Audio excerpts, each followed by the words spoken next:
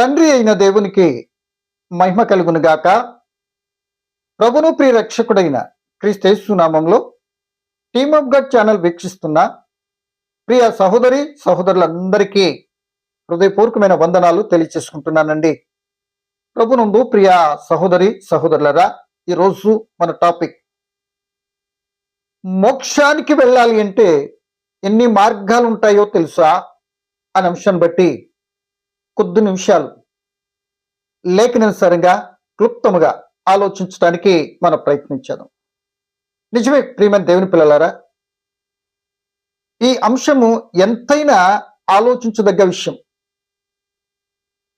ఈ విశ్వంలో ఉన్నటువంటి వారందరూ, మానవులైన వారందరూ మోక్ష రాజ్యానికి వెళ్ళాలి అని అనుకోవటం తప్పు మాత్రం కాదు. ఎవరైనా వెళ్ళటానికి అవకాశం ఉంది. ఏ ఒక్కరు వెళ్ళకూడదు, వీరికి అవకాశం లేదు అనే స్థితి మాత్రం లేదు. ఎవరైనా వెళ్ళటానికి అవకాశం ఉంది. సో వెళ్ళాలి అని అంటే తప్పనిసరిగా ఆ మార్గం ఏంటో తెలుసుకొని అందులో నడిచినటువంటి వారు మాత్రం వెళ్ళటానికి అర్హులు కలిగినట్టు వరకు ఉండటానికి అవకాశం. వెళ్ళాలనుకున్నంత మాత్రమే వెళ్ళిపోలేరు. ఉదాహరణ, ఇప్పుడు చక్కగా భోజనం తయారు చేసి టేబుల్ మీద పెట్టానండి. పలవా తయారు చేశా, చక్కటి వాసన వచ్చేస్తుంది. ఆహాహా, పలవా ఎంత కమ్మటి వాసన వస్తున్నావు అని అనుకుని తినకుండా ఉంటే కడుపు నిండుద్దా? ఏమండి, నీ కొరకే తయారు చేసుకున్నావు, ఆ స్మెల్ చూసి తినకుండా ఉంటే కడుపు నిండుద్దా? నిండదుగా. ఇది ఎంత వాస్తవమో, వెళ్ళాలి అనుకున్నటువంటి వ్యక్తులైనటువంటి ఎవరైనప్పటికీ సరే ఆ వ్యక్తి ఆ మోక్షానికి మార్గం అంటే వివరంగా తెలుసుకోవాలి. ఆ మార్గాలు నడుచుకుంటూ వెళ్తేనే ఏ వ్యక్తి అక్కడ మోక్షానికి వెళ్ళటానికి అవకాశం ఉంటుంది తప్ప మోక్షం నేను ఎత్తుకుంటూ రాదు. అది కూడా గమనించాలి. కనుక ఈ లోకంలో మీరు గమనించినట్లయితే చాలా మంది ఏమంటున్నారంటే, ఏమండి ఇప్పుడు కాలువలు, నదులు, ఈ చెరువు నీళ్ళన్నీ కూడా ఒకే దారిలోకి సముద్రంలో కలుస్తాయండి. ఈ విశ్వంలో రకరకాలైనటువంటి భక్తి భావాలతో కలిగినటువంటి వారు అందరూ కూడా ఆ నీరంతా కలిసి ఆ సముద్రంలోకి ఎలాగైతే వెళుతుందో, రకరకాల భక్తి భావాలతో కూడినటువంటి వారు అందరూ కూడా అలాగే చివరికి ఆత్మలన్నీ కూడా ఆ స్వర్గ ప్రాప్తిస్తుంది అంటూ చాలా మంది చెబుతూ ఉంటారు. ఏమండి, చెబుతూ అనేక మందిని ప్రోత్సాహపరుస్తూ ఉంటారు. ప్రియమైన దేవుని పిల్లలారా, అది రావాలి అంటే కొన్ని కార్యక్రమాలు వారికి నేర్పిస్తూ ఉంటారు. ఏంటంటే పుణ్యకార్యాలు చేయాలి, ధర్మకార్యాలు చేయాలి, వస్త్రదానం చేయాలి, గోదానం చేయాలి, ఏమండి పూజలు చేయాలి. ఇలా రకరకాల వ్రతాలు, నోములు, చక్కగా పుణ్యస్థానాలు ఇవన్నీ చేసుకుంటూ ఎక్కడ ఉన్నటువంటి వారైనా సరే ఈ కార్యక్రమం జరిగించుకుంటూ మీరు జీవించినట్లయితే మోక్షానికి మీరు అర్హులే అంటూ చెప్పేటటువంటి వారు ఉన్నారు. దాన్ని విని అలా అనుసరిస్తున్నటువంటి వారు కూడా కోకొల్లలుగా కనబడుతున్నారు. సో ఈ రెండింటిని బట్టి మోక్షానికి వెళ్ళటానికి అవకాశం ఉందా అని అంటే దైవ గ్రంథమైన బైబిల్ మాత్రం లేదు అని చెప్తుంది. వారు చెప్పినటువంటి విధానంలో చూసినటువంటి ఆ మార్గాలు మోక్షానికి తీసుకెళ్ళవు, కానీ వారు అనుకున్నట్టుకంటే అగాధమైనటువంటి ఆ సముద్రమైనటువంటి అగాధమైనటువంటి నరక ప్రాప్తికి మాత్రం నడిపిస్తున్న సంగతిని ఇట్టే మనకు అర్థమైపోతుంది. ఏమండి, అంటే మనుషులు కల్పించిన పద్ధతి దైవోపదేశంలని వారు బోధించట కారణంగా అది వీళ్ళు రకరకాలు బోధించినటువంటి క్రైస్తవేతరులైనటువంటి సహోదరులు వీళ్ళు బోధించినటువంటి కార్యక్రమాలు దైవోపదేశం బోధించడం కారణంగా దైవానికి ఆపాదించి రాంగ్ రూట్లో నడిపిస్తున్నారు. కరెక్ట్ కాదు. సో ఈ బోధించినటువంటి వారు అందరూ, లేకపోతే అనుసరిస్తున్నటువంటి వారు ఎవరైనా, అప్పటికి ఆ బోధకులుగా ఉన్నటువంటి వారు ఎవరైనా నేనే మార్గం అని చెప్పినటువంటి వారు ఒకరు ఉన్నారా? వీళ్ళు చెప్పిన కార్యక్రమాలన్నీ కూడా నేనే మార్గం. ఎక్కడికి? ఆ మోక్ష రాజ్యానికి, ఆ పరలోకానికి నేనే మార్గం అని అంత నిక్కచ్చుగా పక్కాగా చెప్పినటువంటి ఎవరైనా ఉన్నారా అంటే లేరు అని ఇట్టే మీరు కూడా సమాధానం చెప్పేస్తున్నారుగా. కనుక ప్రేమ దేవుని పిల్లలరా, ఒకటి మాత్రం మనం ఆలోచించాలి. ఎందుకంటే ఇలా మోక్షానికి మార్గము ఒక్కటే నేనే అని చెప్పింది ఎవరైనా ఉన్నారు అంటే దైవ గ్రంథాన్ని బట్టి చూస్తే యేసు ప్రభువు చక్కగా కనబడుతున్నారు. ఆయన పరలోకం నుండి వచ్చారు. భూలోకంలో ఉన్న తన యొక్క జీవిత కాలయాత్ర అంతా కూడా ముగించి మరి పరలోకానికి వెళ్తున్న సందర్భంలో ఇదిగో నేను భూలోకానికి వచ్చాను, మరలా పరలోకంకి వెళ్ళాలంటే నేనే మార్గం, నన్ను చూడండి, నా క్రియలు చూడండి, నేను చేసిన పనిని చూడండి. మీరు ఎవరైనా పరలోకం రావాలంటే అందరూ రావచ్చు. మనుషులు కలిపిన పద్ధతులన్నీ కూడా విడిచిపెట్టి ఇదిగో నేను చూపిస్తున్నటువంటి మార్గంలో ఎవరైతే నడుస్తారో నేనే నడిచాను, నన్ను చూడండి. ఆ పరలోక మార్గానికి అనర్హులైన మిమ్మలను నా శిలువ రక్తం చేత విమోచించి చక్కని మార్గంలో పెట్టిన కనుక ఆ మార్గంలో మీరు నడుస్తూ వెళ్ళినటువంటి వారు ఉంటే వారు మాత్రమే మరి పరలోక ప్రాప్తి దక్కుద్దే తప్ప అందరికీ దక్కదు. ఆయన ఒక్కడే పరలోకానికి మార్గం. అందుకే యోహాను సువార్తలో ఏం చెప్తున్నాడండి? 16వ అధ్యాయం చదువుకున్నట్లయితే మనందరికి తెలిసిన మాటే కదండి. 14వ అధ్యాయము 6వ వచనం అనుకుంటా కదండి. 14వ అధ్యాయం 6వ వచనం ఏమనుంది? యేసు నేనే మార్గము సత్యము జీవం, నా ద్వారానే తప్ప ఎవడను తండ్రి యొద్దకు రాడు. తండ్రి ఎక్కడ ఉన్నాడు? పరలోకం. పరలోకంలో ఉన్న తండ్రి దగ్గరికి వెళ్ళాలి అంటే ఎక్కడ ఉండేటువంటి వారితో చెప్తున్నాడు? ఆయన భూలోకంలో ఉండి భూలోకంలో ఉన్న వ్యక్తి పరలోకం వెళ్ళాలి అంటే అది ప్రియమైన దేవుని పిల్లలరా, నువ్వు అనుకున్నటువంటి విధానంలో పుణ్యకార్యాలు ధర్మ కార్యాలు ద్వారా నువ్వు వెళ్ళలేవు. ఒకటువంటి నువ్వు అనుకున్నట్టు ధర్మ కార్యాలు ఏవైనా సరే అవన్నీ కూడా నీకంటూ ఏది లేనప్పుడు అన్ని నేను ఇచ్చాను, నేను ఇచ్చిన కార్యాలు చేసి నువ్వు చేసినట్టు తప్పును పాపను పోగొట్టుకొని మరి ఆ మోక్ష రాజ్యం చేరిపోతావా? ఇంకట్టే తీసుకురావటం ఎందుకు? ఏమండి వాళ్ళు అనుకుంటే ఇంత ఇన్ని తిప్పలేందుకు? ఏమండి ఆ విధానం అయితే ఆ క్రమం అయితే మోక్ష రాజ్యం చేరటం కష్టం, కుదరదు, రాదు. మరి ఎలా వస్తుంది అంటే ఎవరైనా సరే ఇది ఈ క్రమాన్ని పాటించాలి. యేసు మార్గం అన్నాడు. ఇక్కడ నుండి పరలోకానికి భూలోకంలో ఉండి ఆయన కింద ఉండి రేపు నేను వెళ్తాను చూడండి, నేనే మార్గం. ఇప్పుడు చెప్పి నేను ఏ విధంగా అయితే జీవించి పరలోకానికి వెళ్ళానో ఈ క్రియలన్నీ మీరు కలిగి ఉంటే, నన్ను కలుగుంటే, నేను చెప్పిన ప్రకారం నడిస్తే ఇక ఈ క్రమం తప్పుకున్నటువంటి ఎవరికైనా ఏ భేదము లేదు, అందరికీ ప్రాప్తిస్తుంది నా మార్గంలో నడిచినటువంటి వారికి అని పక్కాగా చెప్పేశాడు కదా.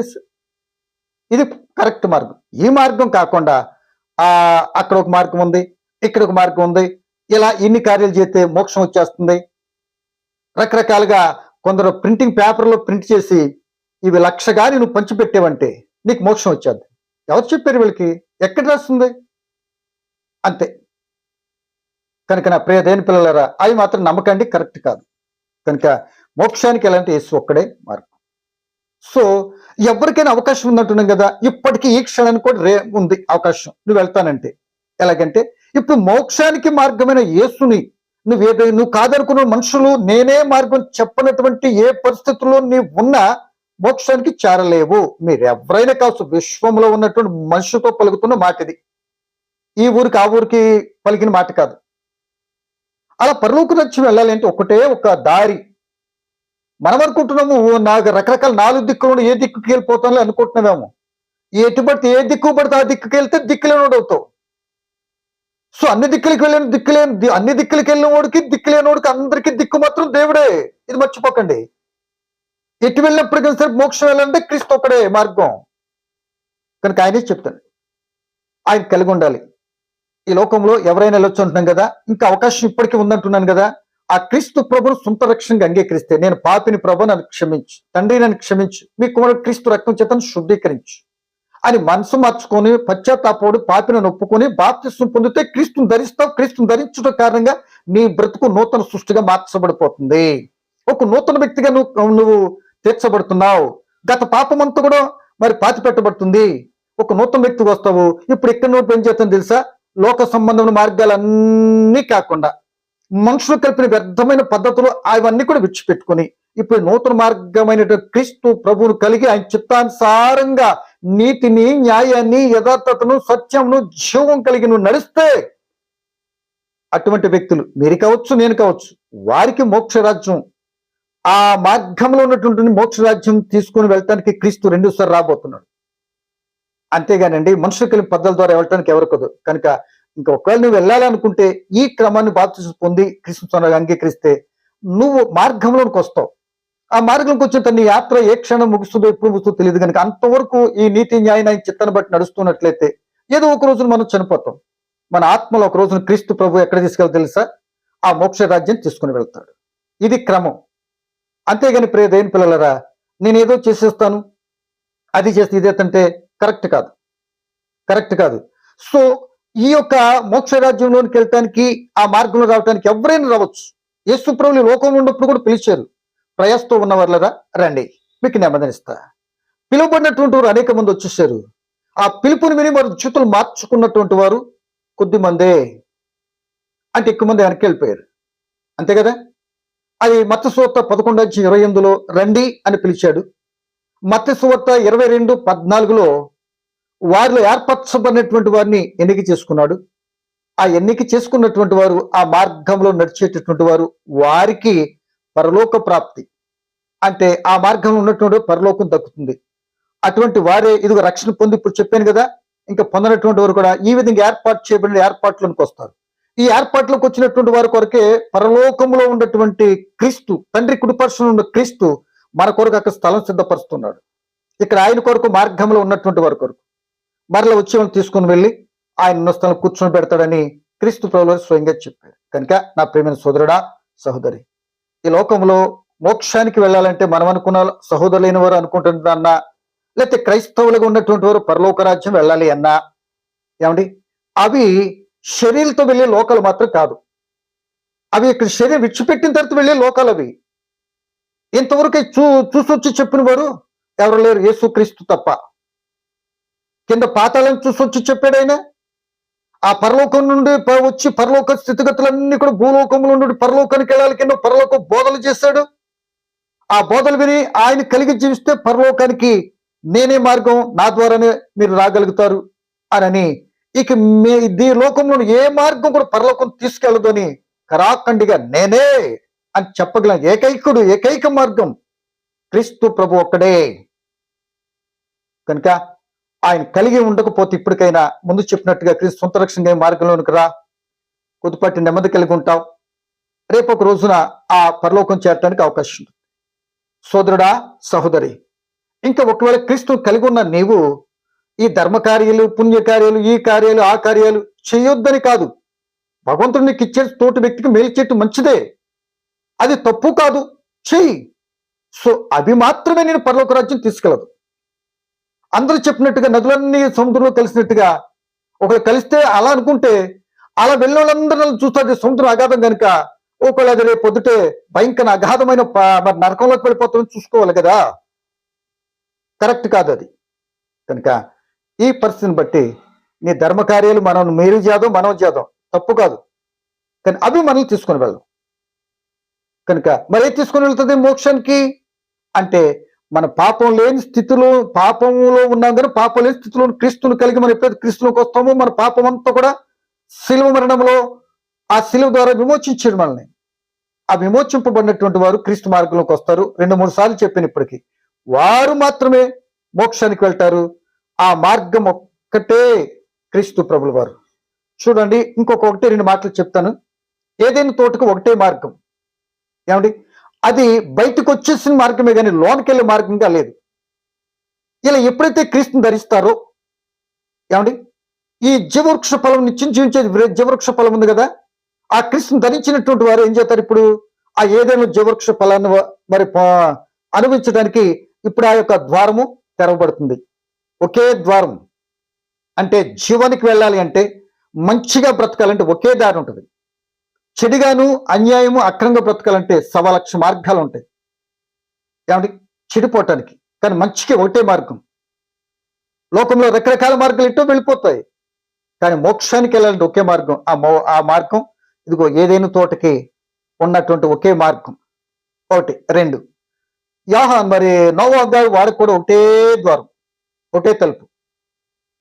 ఆ తలుపు గుండా వెళ్ళినటువంటి వాళ్ళందరూ రక్షణ పొందుకుంటారు. నేను మాట చదువుతాను చూడండి. మరి యోహాను సువార్త 10:9 చదువుతున్నానండి. ఇక్కడ క్రీస్తు ప్రభువు కూడా ఒక మాట చెప్తున్నారు. నేనే మార్గం పరలోకానికి అన్నాడు ఒకటి, గొర్రెలకు పోవు ద్వారమును కూడా నేనే 2 పర్యాలు చెప్పాడు. ఇంకో మాట, ఆ మాట కూడా చెప్తున్నాను చూడండి. 10:9 గొర్రెలకు పోవు ద్వారమును నేనే ద్వారమును, నా ద్వారా ఎవడైనా లోపల ప్రవేశించిన ఎడలా వాడు రక్షింపబడిన వాడు లోపలికి పోవచ్చు, బయటికి వచ్చు, మేత మేయుచుండును. అదే జరిగింది నోవహు కాలంలో ఉన్నటువంటి ఆ కుటుంబీకులకు. ఓడలోనికి వెళ్ళారు, లోన తిన్నారు, మరలా దిగొచ్చారు, పంట భూమిని కూడా తిన్నారు. అంటే లోనికి వెళ్తారు, బయటకు వస్తారు, లోనికి వెళ్తారు, బయటకు వస్తారు అని. ఇక్కడ ఆ ద్వారము నేనే. ఎవరు బయటికి రావాలో, ఎవరు లోనికి వెళ్ళాలో నిర్ణయించేది క్రీస్తు ప్రభుల వారు అన్నట్టుగా ద్వారం ఆయనైనప్పుడు ఆయన గుండా ప్రవేశించడానికి ఆయన అనుమతి ఉంటేనే కదా ప్రవేశించగలుగుతాం. ఆ అర్హత లక్షణాలు కలిగి ఉంటేనే కదా ఆయన ముందుకు నడిపిస్తాడనే సంగతి ఇట్టే మనకు అర్థమైపోతుంది. అంటే ద్వారము ఆయనే, ఆయన్ని ఆ పరలోకానికి మార్గము కూడా, ఆ మార్గంలో నడిస్తే ద్వారం దగ్గరికి వెళ్తాం. ఆయన ద్వారం ఓపెన్ చేసి పరలోక ప్రాప్తింప చేస్తాడనే సంగతిని మనం గ్రహించాలి. ఇక పోతే ప్రియ దేవుని పిల్లలారా, మీరు ఇంకో మాట గమనించినట్లయితే ఆ పరలోకాని మార్గం కూడా ఆయనే. ఏమండి? కనుక ఈ మాటను బట్టి ప్రేమిన సోదరులారా, మరి ఎక్కడ ఉండం మనం అనేది గ్రహించాం. ఏం చేస్తున్నాం అనేది మనం ఆలోచించుతాం. అని మనుషులు చెప్పినట్లుగా, రకరకాల భావాలతో చెప్పినట్లుగా నమ్మకండి. ఆ క్రీస్తు ప్రభుని ఎవరైతే కలిగి ఉంటారో వారే ఆ మార్గంలో ఉంటారో వారికి అవుతుంది పరలోక ప్రాప్తి. అంటే పరలోకం 100 మార్గాలు ఉండవు, ఒకే ఒక్క మార్గం. ఆ ఒక్క మార్గమే ప్రభు అయిన క్రీస్తు. ఆ క్రీస్తుని కలిగే మార్గంలో నడవండి, అప్పుడు మాత్రం మోక్ష రాజ్యం వెళ్తారు. మనుషులు కల్పించిన పద్ధతులు, మనుషులు కల్పించిన రకరకాల కార్యక్రమాలు, లోక సంబంధం ఎన్ని చేసినా అది లోకానుసారమైన కార్యాలు కనుక లోకానికి గొప్పలు ఘనతలు తేవచ్చు. చేతులు తప్పు అన్నట్లు మంచి పని చేస్తున్నారు మీరు, కానీ అవి నేను మోక్షానికి తీసుకుని వెళ్దాం. దానితో పాటుగానే క్రీస్తును కలిగి సంతోషంగా అంగీకరించి ఆయన మార్గంలో నడిచినట్లయితే ఈ చేసిన పుణ్య కార్యాలకి నువ్వు ఆయన మార్గంలో చక్కగా నడుస్తుంటే తొందరగా ఆ పరలోక ప్రార్థించడానికి చక్కటి అవకాశం నీకు కలుగుద్ది. ఒకటి చేసి ఒకటి విడిచిపెడితే నథింగ్, వెళ్ళం. కనుక ఈ మాటను బట్టి ఇంకా పరలోక మార్గంలో కానీ నువ్వు మోక్ష మార్గంలోకి రాకపోతే ప్రమాద పంచునున్నావు. లోక మార్గం, లోకము దాని ఆశ గతించిపోయే మార్గంలో ఉన్నావు. ఇప్పుడే నేను ప్రేమతో చెప్తున్నా, క్రీస్తు సొంత రక్షణగా అంగీకరించి ఆ పరలోక మార్గం వైపు నువ్వు పయనించినట్లయితే నువ్వు ధన్యుడిగా మారుతావు. నీ కుటుంబం నెమ్మదిగా ఉంటుంది, రేపు రోజున పరలోకం దక్కుతుంది. 1, 2 ఇప్పటికే క్రీస్తు మార్గంలో ఉంటూ ఆ మార్గంలోనే నడుస్తూ స్తతమవుతూ అటు ఇటు అన్నట్లుగా మిళితమైన జీవితం జీవిస్తున్నట్లయితే సోదరుడా, అది మరింత కఠినమైన ప్రమాద స్థితి. కరెక్ట్గా చెక్ చేసుకొని ఆయన చెప్పినట్లు ఆయన బిడలుగా మనం నడుస్తున్నాం లేదు మనం పరిశీలించుకొని లోటుపాట్లు ఏముంటే ఆ కృపగలిగిన తండ్రి క్షమిస్తాడు. కనుక నిజంగా నీ పశ్చాత్తాపం నిజమైతే తప్పనిసరి క్షమిస్తాడు అని నేను కూడా చెప్పగలను.